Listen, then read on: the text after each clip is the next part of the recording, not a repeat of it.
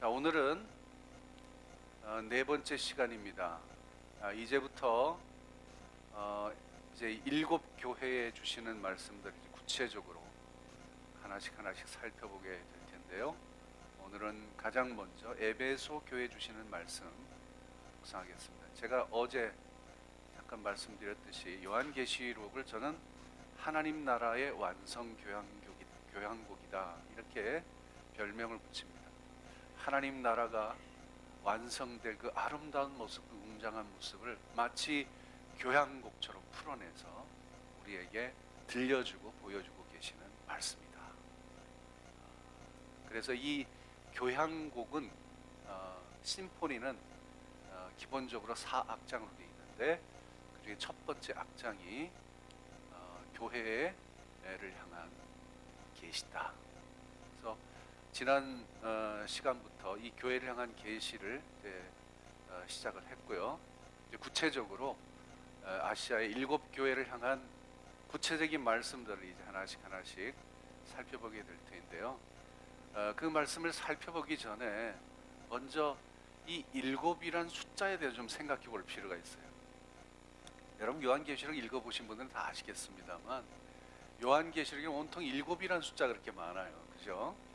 지금 우리가 살펴본 것처럼 뭐 7영이 어떻고 7금초대 7별이 어떻고 그다음에 이제 우리가 앞으로 쭉 살펴보겠지만 이제 환상들도 7 봉인의 환상, 7 나팔 환상, 7 대접 환상 7이란 숫자가 계속 나오죠. 그래서 보면은 요한계시록이 7이란 숫자에 너무 집착하는 것처럼 보이기도 합니다. 그죠? 왜 7이란 숫자가 이렇게 중요할까? 왜 이렇게 중요하게 생각하는 것일까? 그 의미를 알고 보시면 훨씬 좋을 것 같아요. 7이란 숫자는 성경에서 완성을 의미하는 숫자예요. 그래서 7 하면 완성입니다. 보세요. 하나님이 천지를 창조하실 때 며칠 만에 완성하셨어요? 7일 만에 완성하셨거든요. 7이란 숫자는 완성입니다. 그래서 6월절을 지킬 때도 6월절 절기가 쭉 있으면 7째 날에 6월절을 지키게 돼 있어요. 다 의미가 있는 거죠. 완성이라는 의미가 있는 거죠. 이스라엘 백성들이 가나안 땅을 정복할 때 여리고성을 정복할 때 어떻게 했나요? 7 제사장이 7 나팔을 들고 그 다음에 하루에 한 번씩 성을 돌기 시작해서 7일 동안 돌잖아요. 7이라는 게 완전한 숫자, 완성이라고 하는 숫자입니다. 그래서 이게 모든 게 이루어지는 거예요. 7을 되면. 그래서 이 7이라고 하는 숫자가 완성을 향해 가는 숫자다. 그러면 7교회는 뭐지? 요한계시록이 여러분 그러니까 지금까지의 인류의 역사의 마지막이고요, 종말이고, 그리고 하나님 나라가 완성된 것을 보여주는 계시이기 때문에 요한계시록에 그렇게 7이라는 숫자가 자꾸 많이 나오는 거예요. 7이라는 숫자. 그래서 이건 완성이구나, 완성을 이야기해 주는 거구나 하는 것을 이 숫자를 통해서도 우리가 발견하게 됩니다. 그런데 왜 7교회냐? 이게 완성이랑 무슨 의미가 있지? 7교회를 굳이 여러분 아시아 지방에 교회가 7개만 있었던 건 절대로 아닙니다. 그 옆에 교회들이 많이 있었어요. 골로새 교회도 있었고 히에라볼리 교회도 있었고 제가 조금 이따 지도 보여드리겠습니다. 곳곳에 교회가 많이 있어요. 그중에 왜 7개만 굳이 선택을 했느냐? 왜냐하면 7이라고 하는 숫자가 완성이기 때문에 사실은 이게 7교회가 아니라 모든 교회를 이야기하고 싶은 거예요. 그때 당시에 존재하는 모든 교회뿐만이 아니라 그 이후로도 오고 오는 세대를 통해서 존재하게 될 이 지구상의 모든 교회를 7이 교회가 다 포함하고 있는 거죠. 그래서 이 7교회는 그 모든 교회를 대표하는 교회다. 그렇게 얘기할 수 있을 것 같아요.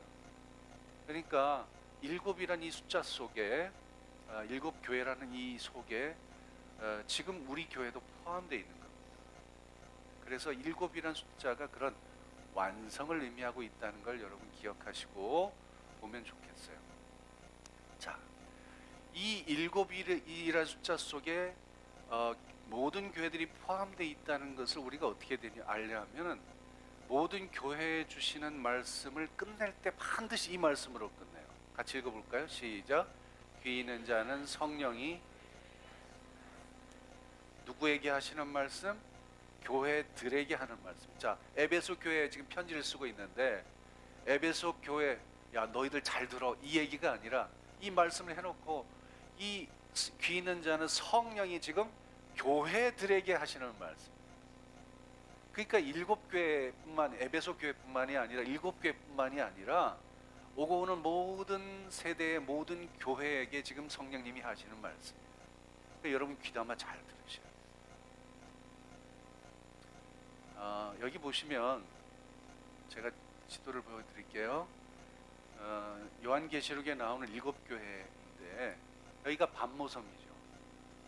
그리고 반모섬에서 제일 가까운 일곱 교회 중에 한 교회가 바로 에베소 교회입니다. 그래서 사도 요한이 에베소 교회와 아주 밀접한 관계를 맺고 있었어요. 그래서 에베소 교회부터 시작해서 그 위로 서머나, 그 위로 버가모, 두아디라, 사데, 빌라델비아, 그다음 라오디게아까지, 이게 이제 일곱 교회입니다. 근데 라오디게아 옆에 히에라폴리스라고 하는, 히에라볼리라고 하는 교회도 있고요. 그 다음에 골로세라고 하는 교회도 있죠.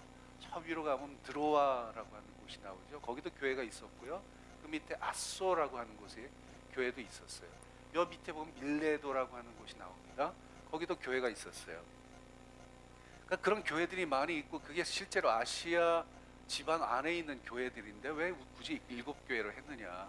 거기에는 이런 의도가 담겨 있는 내용이다. 다른 교회는 들으면 안 돼. 다른 교회는 여기 빠져 있어. 이런 얘기는 절대로 아니라는 거예요. 그래서 오늘 우리가 살펴볼 것이 바로 이 에베소 교회입니다. 에베소 교회. 자, 이 에베소 교회는 아시아 지방의 모교회입니다. 어느 지역이든지 모교회가 있잖아요. 모교회는 그 교회부터 시작이 돼요. 그 교회부터 다른 교회들이 다 만들어져요. 그래서 이 에베소가 바로 아시아 지방의 모교회였다는 거. 같이 읽어볼까요? 2장 1절입니다. 시작. 에베소 교회 사자에게 편지하라. 오른손에 있는 일곱 뼈를 붙잡고 일곱 근촌대 사이를 거니시는 이가 이르시되. 이게 읽으라 그럴 때 같이 읽어요. 신상에 좋아요. 이게.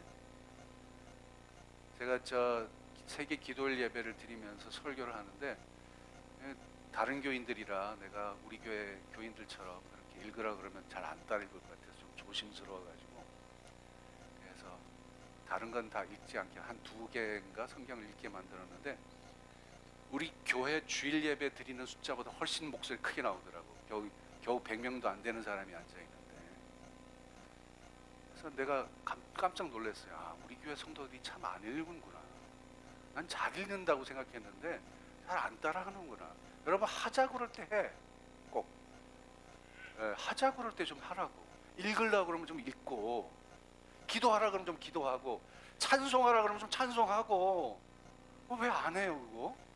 근데 안 하는 사람이 많더라고 보니까. 그래서 이제 제가 눈여겨보려고 그래 이렇게. 다시 한번 읽어봐요. 시작.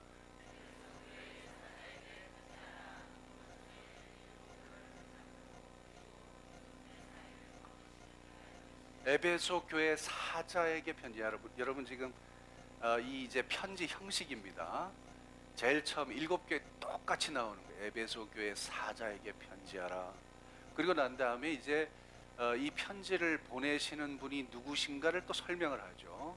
오른손에 있는 일곱 뼈를 붙잡고 일곱 금촛대를 촛대 사이를 거니시는 이가 이르시되. 요 설명이 각 교회마다 다 달라요. 근데 이 설명이 바로 어제 우리가 본 사도 요한이 본 예수 그리스도의 환상에 나온 그 설명이에요. 그게 각각 교회마다 다르게 적용이 돼요. 바로 이 속에 메시지가 들어있다는 얘기예요. 자, 그런데 일단 에베소 교회 사자에게, 이 사자라고 하는 것은 앙겔로스를 번역한 것인데 이게 사자, 메신저, spiritual leaders, 그러니까 영적인 지도자를 가리키는 겁니다.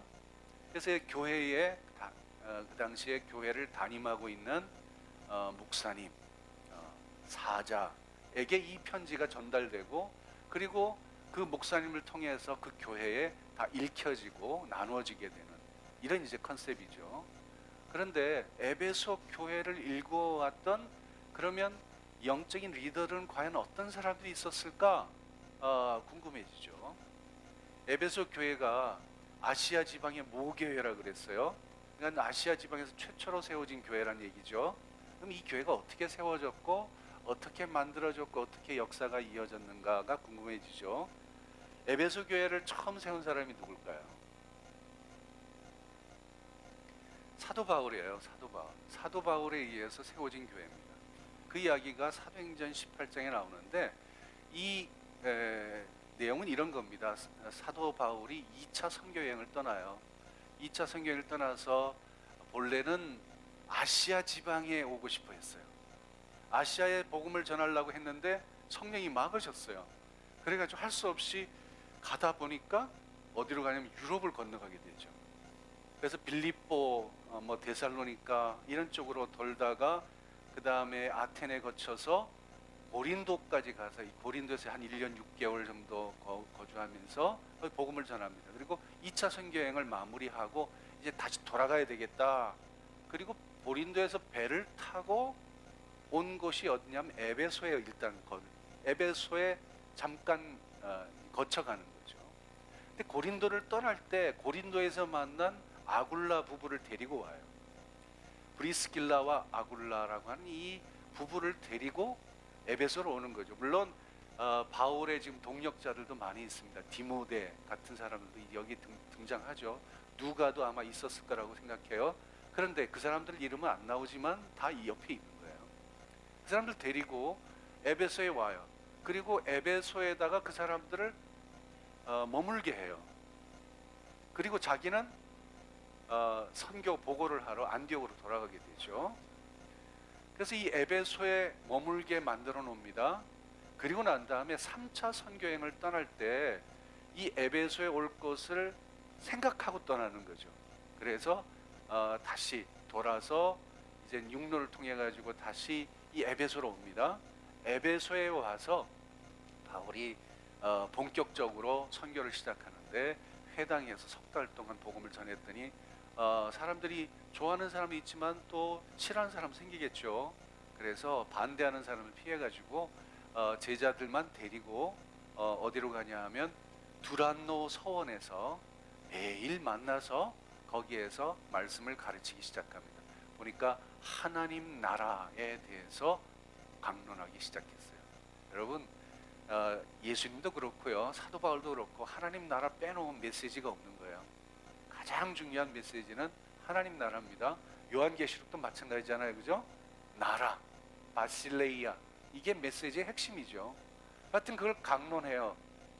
그래서 여기서 두란노 서원에서 2년이 넘도록 그 이야기를, 그 일만 합니다. 여러분, 다른 데 안 가요. 옛날 같았으면 다른 선교행 때는 이곳저곳 다니면서 복음을 전하고 거기에 교회 세우고 뭐 돌보고 이런 일을 했을 텐데, 이 3차 선교행 때는 두란노 서원에만 주구장창 박혀가지고 제자를 키우는 일만 한 거예요. 마치 제가 지난 5년 동안 해왔듯이 그 제자들 키우는 일만 했어요. 그랬는데 놀랍게도 그 제자들을 통해서 복음이 전해지기 시작하는데, 제일 밑에 보세요. 아시아에 사는 자는 유대인이나 헬라인이나 다 주의 말씀을 듣더라. 사도 바울이 직접 가진 않았어도 그 사도 바울을 통해서 하나님 나라의 도를 깨우친 제자들이 곳곳에 흩어져서 복음을 전하기 시작하는데, 훨씬 더 많은 사람들에게 훨씬 더 많은 곳에 가서 복음이 전해졌고, 이 아시아 지방에는 그때는 하나님 말씀을 듣지 않는 사람이 다 없었다는 게, 다 전해졌다는 얘기예요. 그래서 이 에베소라고 하는 곳이 바로 이 아시아 지방에 있는 모든 교회들의 모교회가 된 거예요. 아시겠어요? 이 아시아 지방의 모교회가 에베소. 그런데 이 바울이 이제 3차 선교행을 끝내고 떠나죠. 떠나면서 바울은 직감합니다. 이게 이 에베소 이 교회 성도들을 보는 마지막 예구나.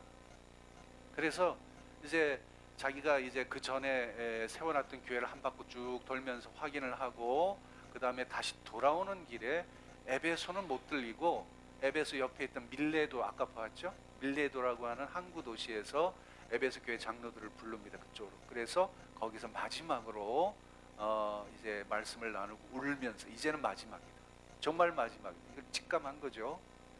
그리고 떠납니다. 그리고 곧바로 예루살렘에 갔다 체포돼 가지고 그 다음부터 이제 재판을 거쳐서 로마로 압송되고 지리한 어떤 기간을 거쳐서 결국은 거기서 바로 죽는 건 아닌데 한 번 정도 풀려났다가 다시 체포돼서 결국 AD 64년에 순교합니다. 그러니까 그렇게 보면 바울이 마지막으로 의미 있게 목회한 곳이 어디냐 하면 에베소예요. 에베소. 그죠? 나머지는 그냥 감옥살이 하고 뭐 이렇게 떠돌아다니는 그런 거였지만 정말 마지막까지 열정을 다해서 목회했던 곳이 바로 에베소. 그러니까 에베소가 얼마나 중요한 교회겠어요. 에베소에 바울이 떠나고 난 다음에 그 에베소를 누구한테 맡기냐 하면 그의 오른팔과 같은 아들과 같은 디모데에게 맡깁니다. 디모데가 에베소 교회 담임이 돼가지고 열심히 섬겨요. 그런데 바울이 순교하고 난 다음에 얼마 지나지 않아서 디모데도 순교를 하는데 어디서 순교하냐면 바로 이 에베소에서 순교를 합니다. 아데미라고 하는 신이 있잖아요. 그 신이 벌이는 이제 그 축제가 있는데 그 축제 군중들이 막 흥분을 해가지고 그때 흥분하게 되면 사람이 피를 보고 싶어요. 그래가지고는 예수 믿는 놈 어디 있어 잡아 죽이자. 그래가지고 이제 딱 디모데가 걸린 거예요. 그래서 전승에 의하면 곤봉에 맞아 죽었다 이렇게 몽둥이에 맞아가지고 에베소가 순교를 합니다. 이게 바울의 순교하고 난 다음에 얼마 지나지 않은 정확한 날짜는 우리가 알 수는 없습니다만 그리고 난 다음에 중요한 한 사람이 이 에베소에 오는데 그가 누구냐 하면 사도 요한이 와요. 사도 요한이 60년대 후반쯤 해서 이 에베소로 이주하게 됩니다. 자, 60년대 후반이 팔레스타인에 어떤 일이 있었냐 하면 유대와 로마의 전쟁이 일어나는 해요. 66년부터 정확하게 AD 66년부터 유대와 로마의 전쟁이 일어나는데 그 전쟁이 얼마나 이스라엘 그 유대인들에게 아주 치명적인 상처를 남기고 나라가 완전히 망해버리고 그 다음부터 뿔뿔이 흩어져 세계로 흩어져 2000년 동안 유랑 생활을 하게 된 바로 그 전쟁이에요. 유대 로마 전쟁. 70년에 예루살렘이 완전히 파괴되고요. 그 다음에 73년에 가서 그 유명한 마사다라고 하는 거 혹시 들어보셨나요? 마사다 마지막 전 그것까지가 73년에 완전히 정복이 되죠.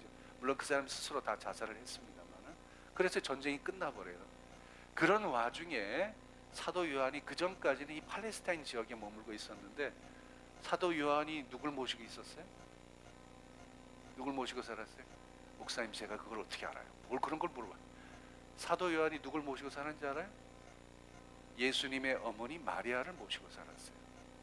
그래서 그때까지 예수님 어머니를 모시고 살다가 이 전쟁 와중에 어디로 오냐? 에베소로 오게 되는데 예수님 어머니를 모시고 와요. 전승에 의하면 그렇습니다. 그래서 거기에서 예수님 어머니도 돌아가시고 결국은 에베소에서 이 사도 요한도 결국은 거기에 묻히게 되죠. 그래서 자연스럽게 에베소로 왔을 때 사도 요한이 리더십이 있잖아요. 사도 중에서는 그때까지 살아남은 유일한 사도였으니까 그래서 자연스럽게 에베소를 섬기게 되고 에베소를 비롯한 나머지 교회들을 돌아다니면서 섬길 수 있게 된 거죠. 그래서 여기서 지내다가 90년 아까 어제 얘기했죠. 95년쯤 가가지고 도미티아누스 황제의 그 박해 때 체포가 돼서 그 90이 넘은 노구를 이끌고 강제 노동을 하게 된 거죠. 그러다가 이제 결국 여기서 이제 돌아가시게 됩니다만 자 그런 얘기예요. 그러니까 에베소 교회를 보세요. 바울이 세운 교회, 바울이 마지막까지 열정을 다해서 섬긴 교회, 바울의 수석 제자였던 디모데가 섬긴 교회, 거기다가 사도 요한까지 섬긴 교회니 에베소가 얼마나 대단한 교회겠어요. 그죠? 감이 잡히십니까? 이 아시아의 모교회가 될 만하죠. 자. 그런데 그 다음 얘기해 보세요. 아시아의 모교인 이 에베소 교회를 향해서 편지를 쓰라 그러면서 오른손에 7뼈를 붙잡고 7금촛대 사이를 거니시는 이가 가라사대, 여기에 이 교회를 향한 메시지가 숨어 있다 그랬잖아요. 7뼈는 뭐라고 그랬나요? 7뼈는 7교회의 사자들을 얘기하는 거라고 그랬죠. 7금촛대는 뭐라고 그랬어요? 7교회를 이야기한다 그랬죠. 자, 그런 분이 지금 말씀하시는 거예요. 여기는 무슨 의미가 있냐 하면 영적인 지도자 별들은 다 누가 세운다? 주님이 다 세운다는 거. 또 한 가지는 주님께서 교회에 지금 촛대 불을 지키고 계신다고 하는 것. 이 두 가지 메시지가 이 속에 담겨 있습니다. 왜 이 메시지가 에베소 교회에 꼭 필요한 것이었는지 이제 그 다음에 이제 살펴보게 될 거예요. 제일 처음에 에베소를 향한 격려의 말씀부터 시작합니다. 자, 읽으라 그럴 때 신상이 좋으니까 읽을 때 그럴 때 같이 읽어요. 자, 같이 읽어볼까요? 시작.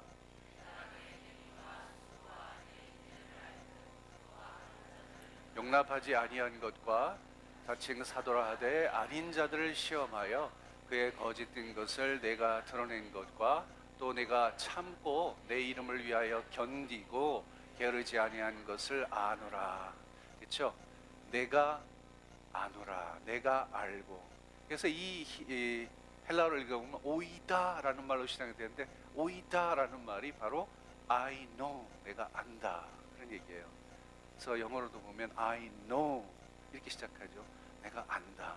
여러분, 교회의 형편을 하나님이 다 아십니다. 누가 와 있는지, 누가 뭘 하고 있는지, 또 어떤 상황 속에 있는지 주님 다 아십니다. 아시고 말씀하시는 거예요. 예? 어쩌다가 맞추시는 게 아니라 하나님 다 보고 계시는 거예요. 예, 주님이 다 알고 계세요. 에베소 교회의 형편을 다 알고 계세요. 그런데 여기 보니까 내 행위와 내 수고와 내 인내를 내가 안다 그랬어요. 이 행위라고 하는 것은 네가 무슨 짓 하고 있는지 이런 뜻이 아니라 여기서 말하는 행위는 works, 사실은 이게 ministry입니다. 사역을 이야기하는 거예요. 네 교회에서 무슨 어떤 사역을 하는지 내가 다 알고 있고, 그리고 그걸 위해서 네가 얼마나 참아내고 있는지, 인내, 참음이죠. 그리고 그 전에 네가 얼마나 수고하고 있는지 다 안다. 수고라고 할 때 이걸 영어로는 labor라고 표현하는데, 여러분, labor가 노동, 수고 이런 뜻도 있지만 아이를 해산할 때 labor라고 하는 말도 쓰죠. 그러니까 이거는 그냥 수고가 아니에요. 아이를 해산하고 그걸 키워내는 그 과정에서 사랑을 베푸는 그런 어떤 애씀, 수고를 얘기하는 거예요. 자, 그런데 이 행위와 수고와 인내가 사실은 사도 바울도 굉장히 즐겨 썼던 그 말이죠. 데살로니가 전서에 보낸 편지에 보면 아주 유명한 말이죠. 너희의 믿음의 역사와 사랑의 수고와 소망의 인내를 내가 기억한다. 그렇게 얘기하잖아요. 이게 역사가 바로 미니스트리, 사역. 여기는 행위라고 되어 있는 거 똑같은 단어입니다.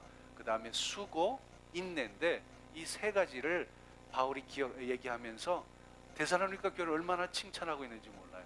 여러분, 이게 주님으로부터 우리가 들을 수 있는 최고의 찬사입니다. 우리 교회를 향해서 나는 주님이 이렇게 칭찬해 주셨으면 좋겠어요. 난 네가 뭘 하는지 다 알아. 이게 작년 여름에 네가 뭐 했는지 내가 알아. 이런 뜻이 아니라 네가 지금 얼마나 하나님 일을 열심히 하고 애쓰고 있는지 다 알아. 그러기 위해서 네가 얼마나 수고하고 있고 얼마나 많이 참고 있는지 내가 다 알고 있어. 그런 뜻이라는 거죠. 이런 칭찬을 우리도 좀 들었으면 좋겠어요. 네? 아멘 하는 사람만 알게 된 거예요. 자, 근데 이것이 칭찬의 격려의 말씀의 전부가 아니라는 거예요. 에베소 교회에 굉장히 중요한 이제 말이 나옵니다. 이게 뭐냐 하면 악한 자들을 네가 용납하지 않았다는 거예요. 그리고 거짓 사도들, 자칭 사도라 하되 아닌 자들, 이 거짓 사도죠. 이 거짓 사도들이 있다는 걸 알고 있었어요. 그래서 그걸 경고한 말씀이 나와요. 사도행전에 같이 읽어볼까요? 시작. 내가 떠난 후에 사나운 이리가 여러분에게 들어와서 그 양떼를 아끼지 아니하며 또한 여러분 중에서도 제자들을 끌어 자기를 따르게 하려고 어그러진 말을 하는 사람들이 일어날 줄을 내가 아노라. 그래서 장로들 보고 너희들이 정신 바짝 차려야 된다. 교회를 지키려면 너희들이 정신 차리는 수밖에 없어. 이렇게 이제 권면하는 말씀이거든요. 실제로 에베소 교회에 이런 사람들이 들어온 거예요. 이 거짓 사도입니다. 가짜 선생들. 여러분, 이 거짓 사도를 이야기할 때 이 거짓 사도가 뭘까? 진짜 사도가 뭔지를 알아야죠.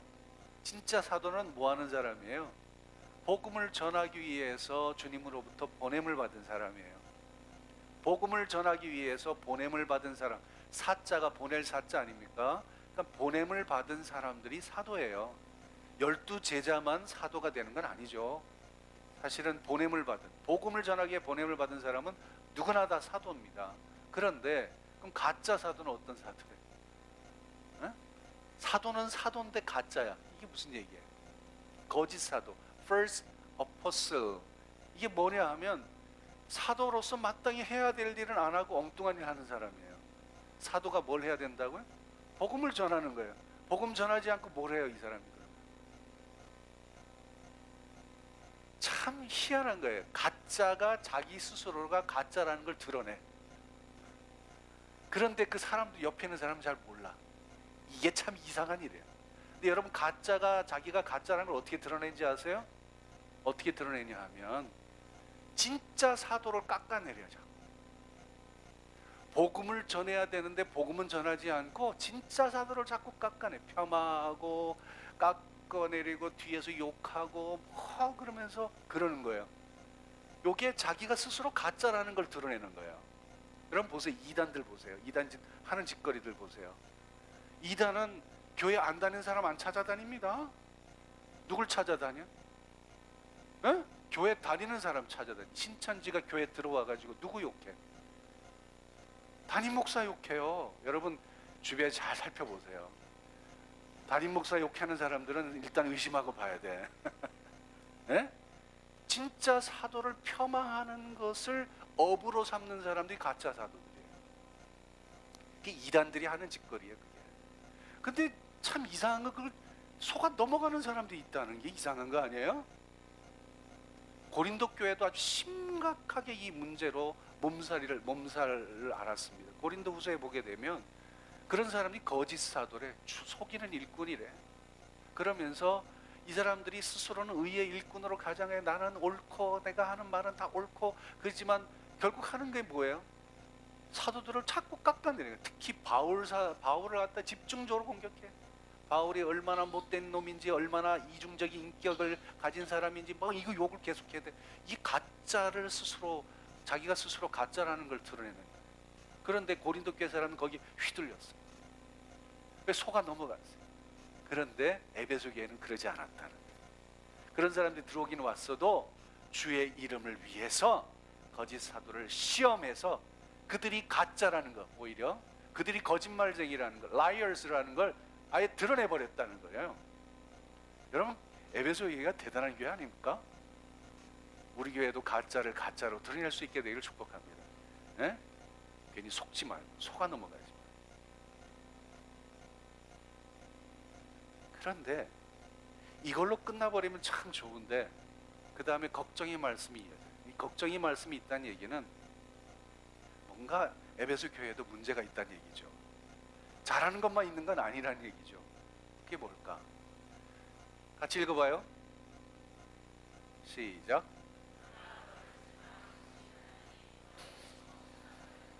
책망할 것이 있다 이렇게 얘기를 해가지고, 그래서 칭찬과 책망이라는 구도로 이 일곱 교회를 평가하려고 덤벼드는데, 그래서 예를 들어서 이런 겁니다. 어느 교회는 칭찬만 받아서, 어느 교회는 책망만 받아서, 어느 교회는 칭찬도 받고 책망도 받았는데 칭찬이 조금 더 많아. 그러면 일곱 교회 중에 성적을 매기는 거예요. 1등 어디, 2등 어디.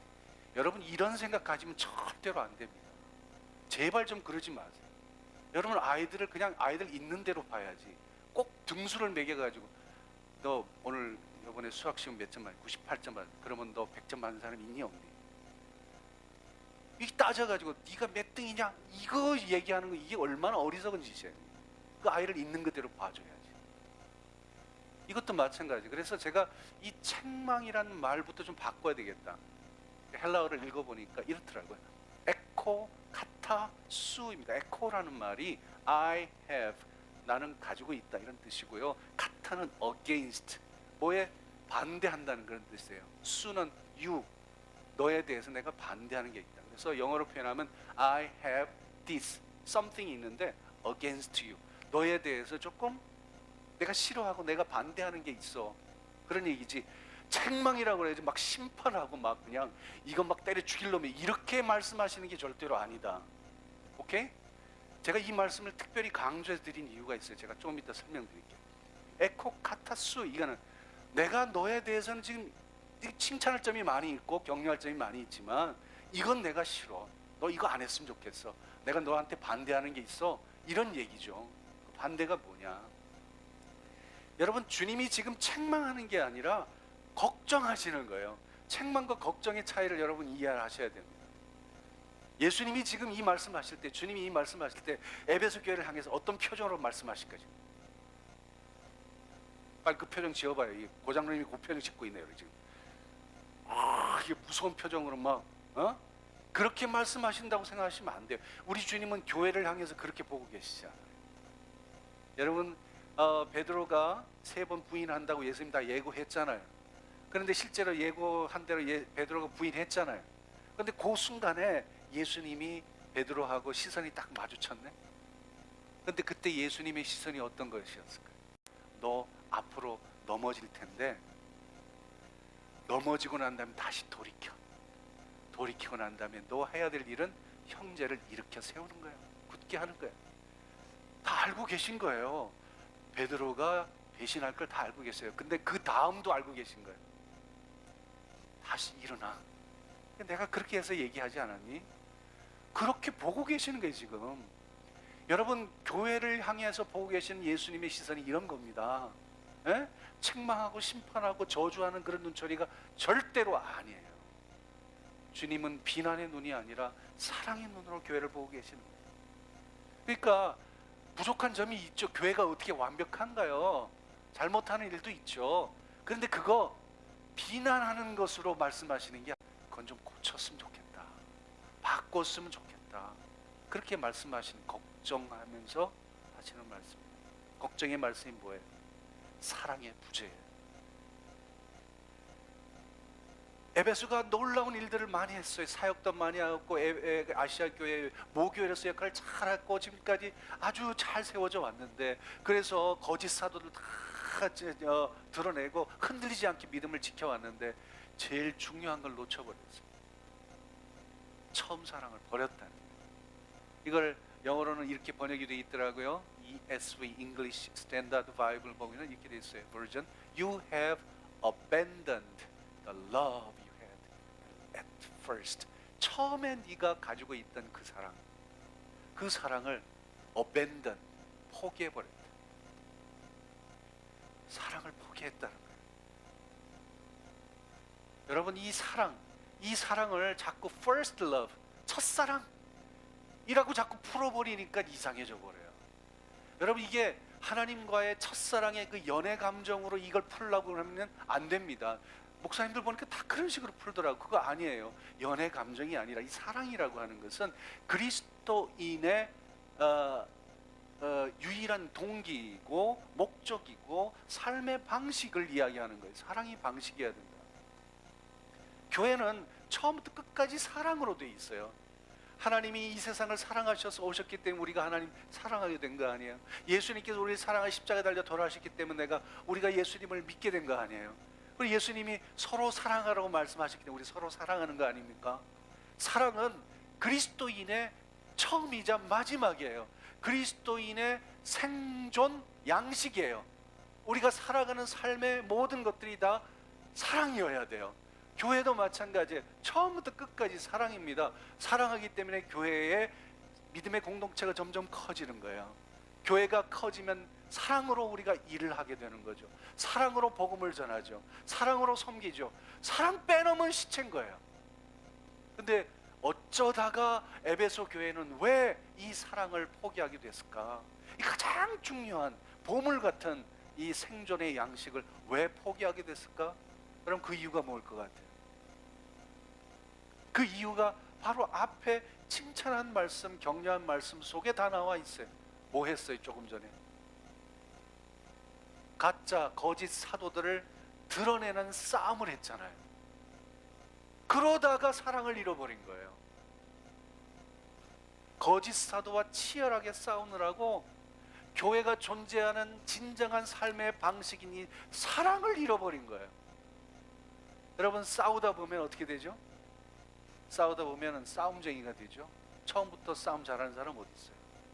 싸우다 보니까 투사가 되는 거죠.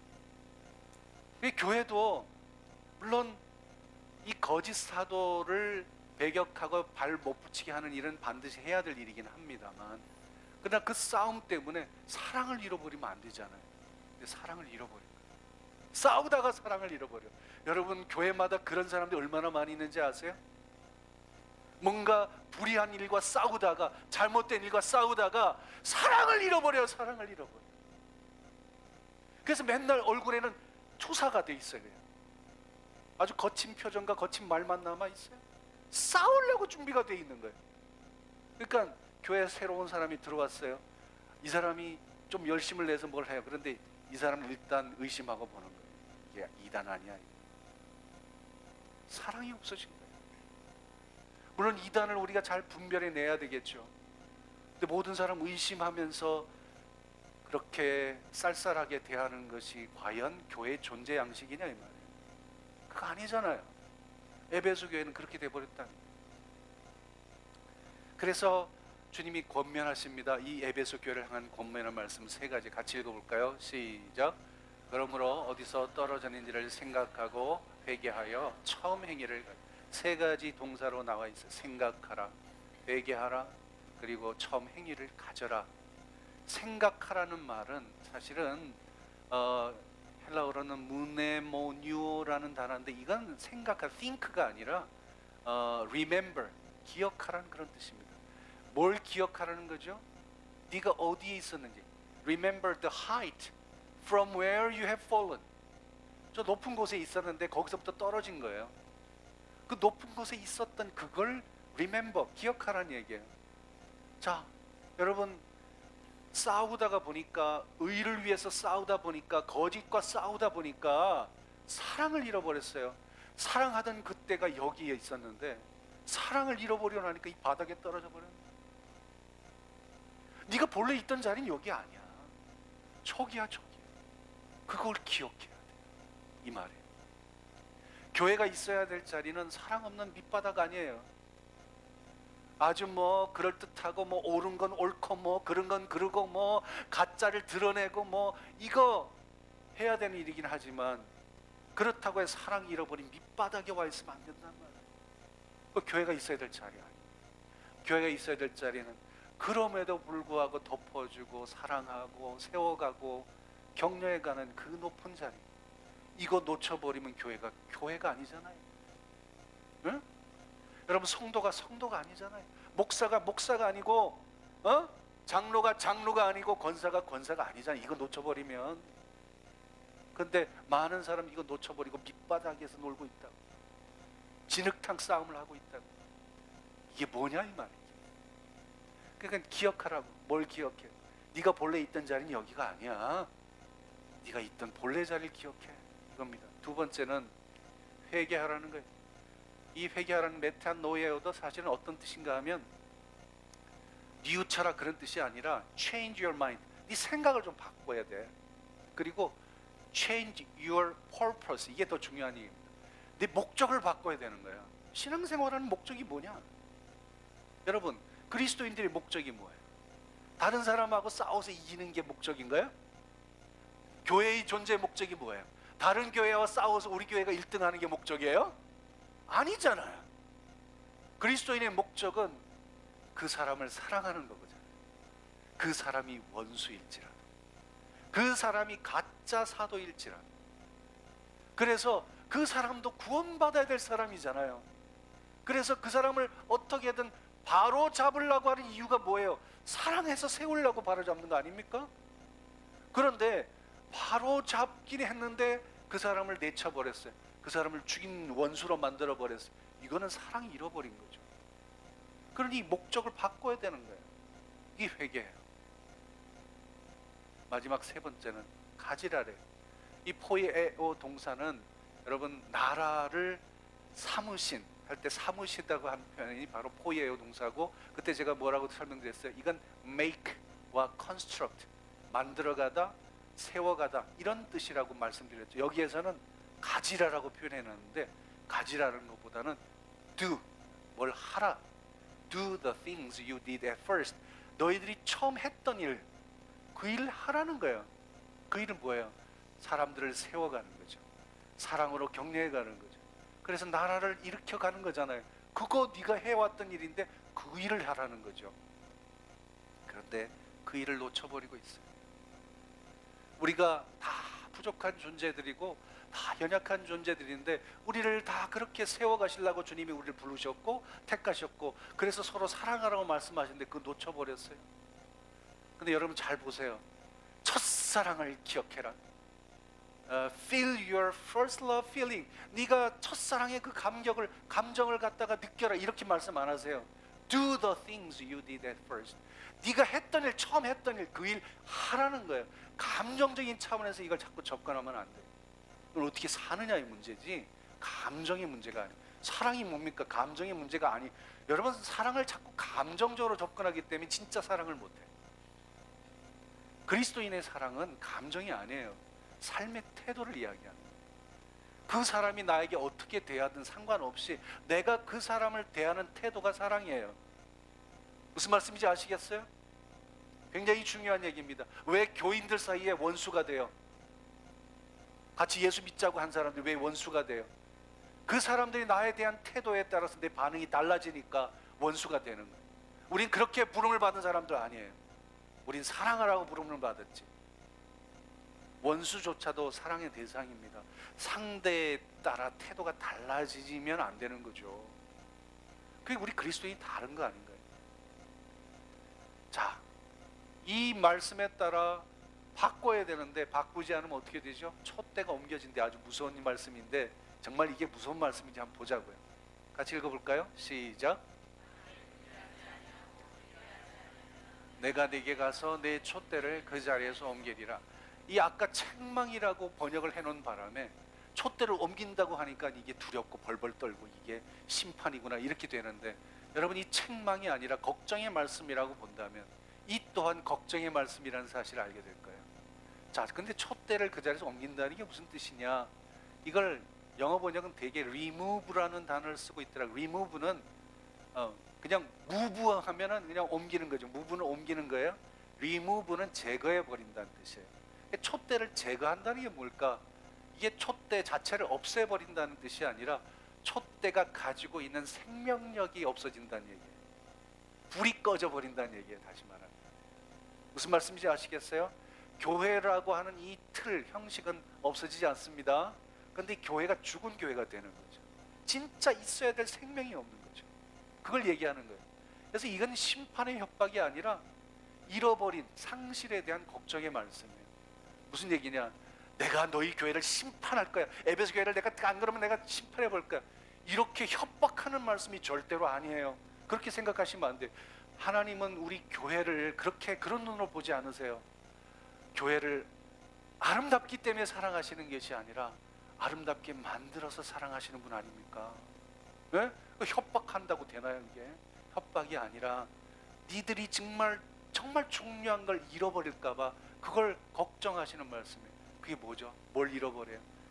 교회의 교회다움을 잃어버립니다. 교회의 생명력을 잃어버려요. 그게 사랑이란 말로 표현되잖아요. 여러분 교회다움을 잃어버리면 그 교회가 무슨 의미가 있어요? 교회가 아무리 큰들 그게 무슨 의미가 있냐고요? 네? 교인들이 아무리 많은들 그게 무슨 의미가 있냐고요? 교회다움을 잃어버린다면, 교회의 생명력이 사랑인데 그 사랑을 잃어버린다면 교회 그 형식이, 그 틀이, 그 모든 시스템이 무슨 의미가 있겠냐고요? 사이즈의 문제가 아니에요. 교회가 있느냐 없느냐의 문제가 아니에요. 교회의 생명력이 있느냐가 문제인 것이죠. 그걸 잃어버리면 교회는 교회가 아니잖아요. 그걸 지금 걱정하세요. 에베소 교회가 뭐 교회라고요? 역사가 가장 오래됐다고요? 가장 크다고요? 그거 주님께는 중요한 문제가 아니야. 그 교회가 정말 생명력이 있는지, 정말 중요한 걸 붙들고 있는지, 교회다운지 그걸 보고 계시는 거예요. 하나님께서 우리 교회를 그런 눈으로 지금 보고 계시다고요. 우리 교회 사이즈를 보고 아 너는 큰 교회구나 그래서 칭찬해 주는 그런 예수님이 아니라고요. 근데 그걸 그렇게 생각하고 자꾸 만들어 가려고 그러잖아요. 아니에요. 그거 사이즈가 어때요? 무슨 상관이 있어요?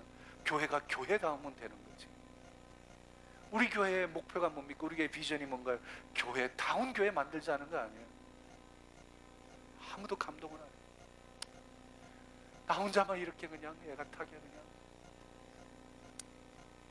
그런데 중요한 메시지가 있어요. 어떤 경우에도요, 주님은 교회를 포기하지 않으세요. 에베소 교회 포기하지 않으십니다. 어떻게 이 말씀하시는지 보세요. 같이 읽어볼까요? 시작.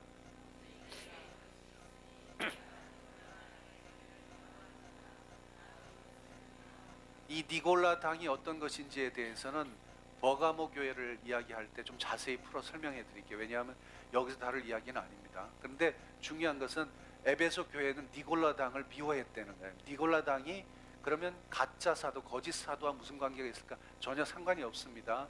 다른 건데 요 이야기는 제가 버가모 교회 이야기하면서 좀 자세히 설명해서 풀어 드릴게요. 자, 그래서 여하튼 에베소 교회는 이거 미워하는 건 잘해.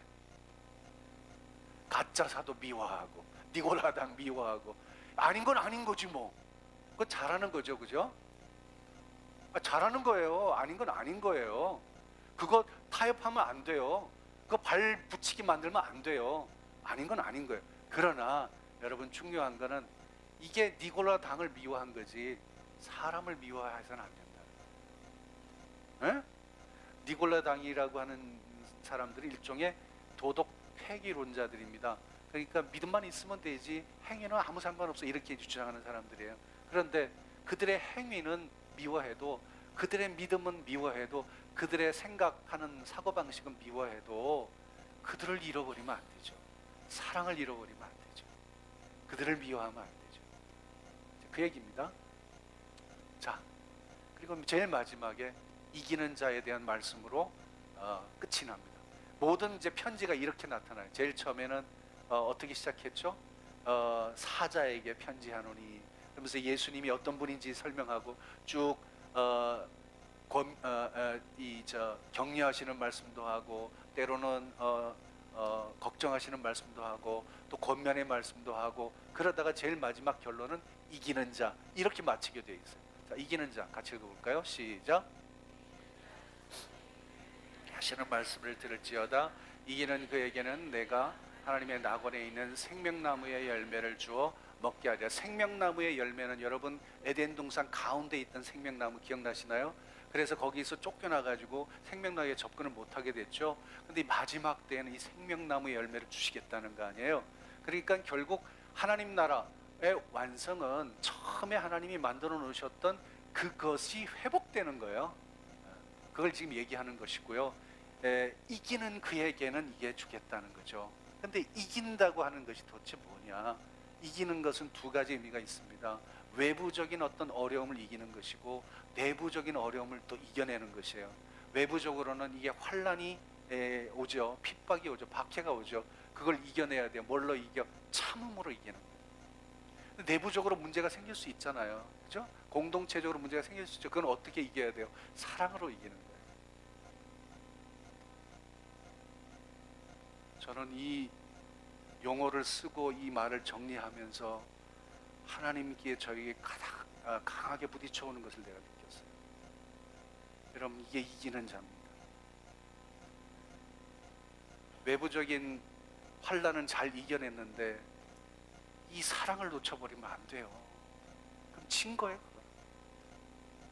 사랑은 잘하는데 환난에 넘어지면 또 안 되죠. 그러니까 두 가지가 함께 있어야 되는 거죠. 하나님이 우리를 이기는 자가 되도록 만드신다는 게 마지막 메시지입니다. 이기는 자가 되라 그래가지고 너 안 되면 너 지옥에 떨어질 거야 이렇게 협박하는 말씀이 아니라 여기에는 하나님의 약속이 담겨 있는 거예요. 내가 그렇게 만들어 줄게. 내가 너희 교회를 그렇게 만들어 줄게. 그래서 우리가 여기 있는 거 아닙니까? 하나님께서 우리를 이기는 자가 되게 만드신다는 거예요. 그러면 어떻게 해야 돼? 하나님 말씀 따라 순종해 가면 돼. 뭘 특별하게 뭘 많은 걸 요구하지 않으세요. 그냥 따라와. 내가 하자는 대로 해. 그러면 내가 다 이루어 줄게. 이기는 자가 되게 해줄게. 마지막에 생명나무의 열매를 먹게 해줄게. 이 약속이 여러분에게 강한 울림으로 부딪혀오기를 바랍니다. 이 사순절은 우리를 이기는 자로 부르시는 하나님 앞에 믿음으로 응답하는 절기가 되어야 될 것입니다. 그 믿음으로 응답하기 이 자리에 나오신 여러분들 잘 오셨어요. 마지막까지 그 발걸음 흩어지지 않고 계속 이어지게 되기를 축복합니다.